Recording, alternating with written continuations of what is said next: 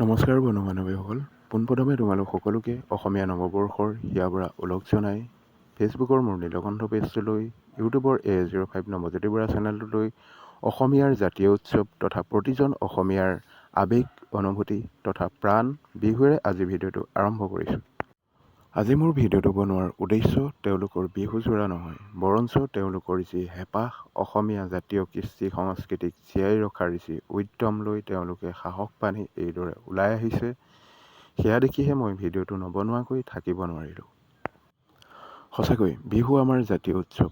এই বিহুটিক জীয়াই ৰাখিবলৈ হ'লে কেৱল মঞ্চৰ পৰাই হওক বা টেলিভিশ্যনৰ পৰ্দাৰ পৰাই হওক, কেৱল এটা ভাষণতে সীমাবদ্ধ ৰাখিলে নহ'ব। প্ৰকৃতাৰ্থত আমাৰ বিহুটিক জীয়াই ৰাখিবলৈ হ'লে তথা প্ৰতিজন অসমীয়াৰ আৱেগ অনুভূতি বৰ্তি ৰাখিবলৈ হ'লে বিহুটিক আমাৰ এইদৰে নৱপ্ৰজন্মৰ মাজত বিহুৰ যি অক্ষুণ্ণ ধাৰা, সেই ধাৰা বোৱাই আনিব পাৰিব লাগিব। তেতিয়াহে হয়তো অসমীয়া জাতিৰ ভেটি আৰু শিপা অধিক মজবুত হ'ব। আহকচোন তেতিয়াহ'লে পোনে পোনে বিহুৰ মাজলৈ যাওঁ।